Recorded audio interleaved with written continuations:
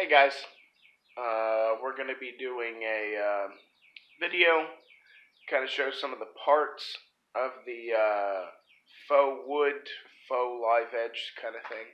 So we'll see some of the torch work, and probably I'll talk about the sealant I'm using and some of the other things like that. So let's go ahead and get into that.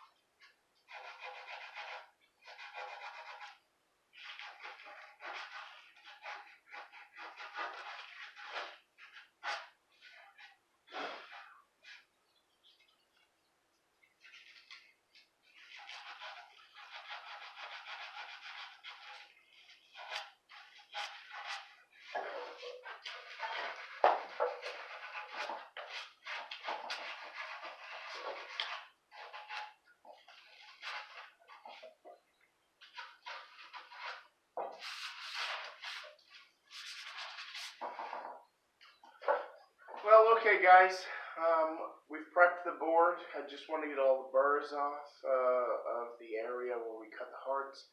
Because if you don't, when you apply the torch, it instead of making a nice smooth texture, it makes a very spotty texture. We'll go ahead and pause our video, and we'll be back when we're ready to start the torch.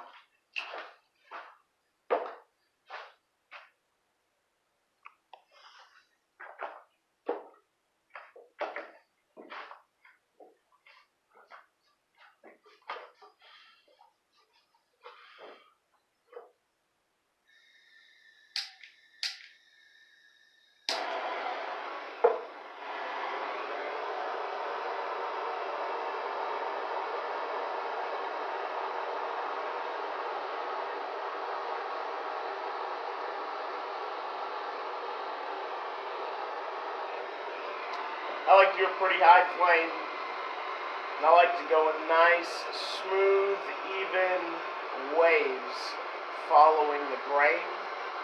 Once we get to one of these knots, the sap-saturated wood gets color at a different rate.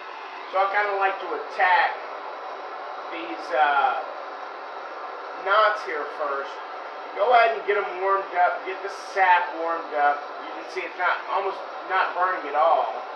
What will happen is when you heat this sap up, the surface will get a little bubbly. I like to come back with the flame a little bit farther away. Just heat that sap back up, and it'll take some of the bubbles away, and it kind of gives it a nice red tone. And then I'll just, see, this is sap that leaked out here. We're just going to burn it, not let it burn too much, and then follow the grain afterwards. And the reason we chose to go ahead is we have some of this charring here, so we might not get the actual knot any farther along. So for aesthetic purposes, we just find the edge of the sap vein, if you will, and just start burning. And we'll come back on the top here.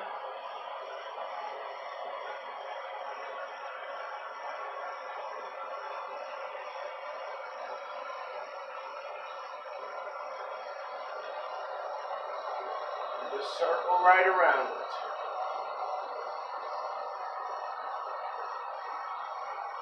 I also like to do a similar thing when I'm working on the hearts. The hearts are a little bit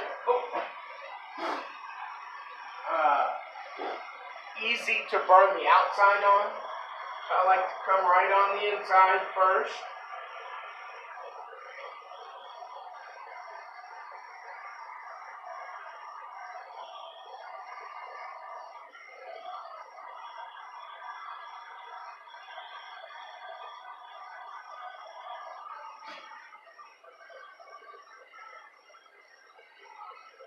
And then get our inside color where we want it, and then come back around the heart and get the outside going.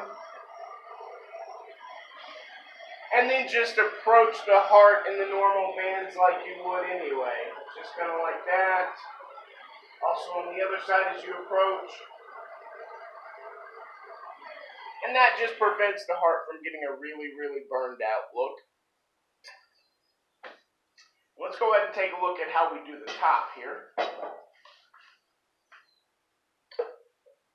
And you'll see a lot of really, really cool patterns come out of the top.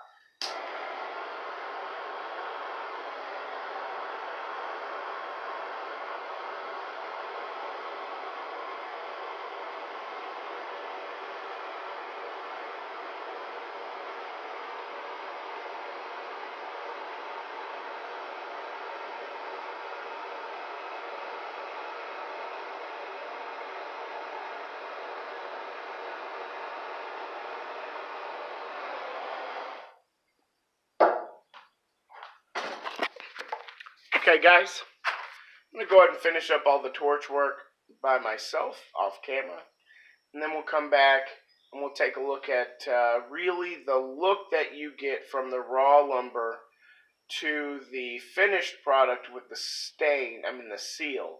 I think it's pretty impressive how fast and how nice you get to see that rich color. So we'll be back in a second, guys.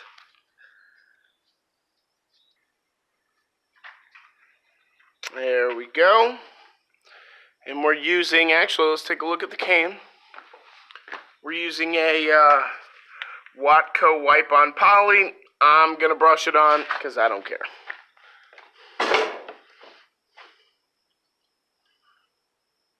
Okay. And we're just going to come in pretty slow, even coats here. Let's get that in the picture here. Let's get another dab here.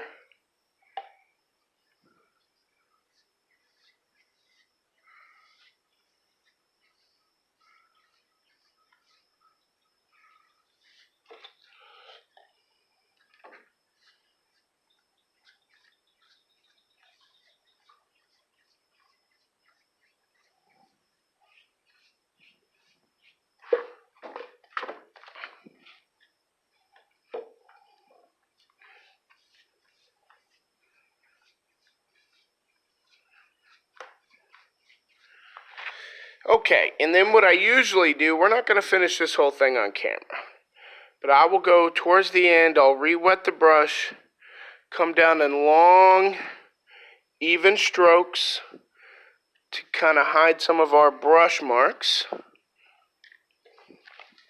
And then there you go.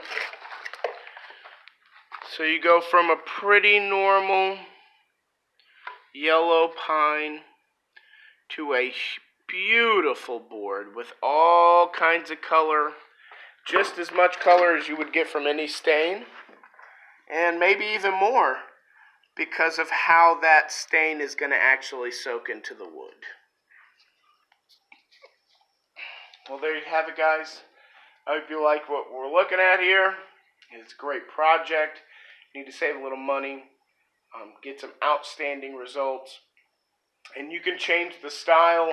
Probably one of the biggest changes you could make, if you wanted that real bar top coating, go get yourself a self-mix epoxy kit. Look up a few videos of how to contain it, and you could turn something like this into, something that you see in any high-class bar, any high-class restaurant, anywhere. So thanks a lot, guys, for watching. We're back here at the Cobb Barndominium. Like and subscribe if you cared to, and I'm sure we'll see you again. Thanks. Have a good day.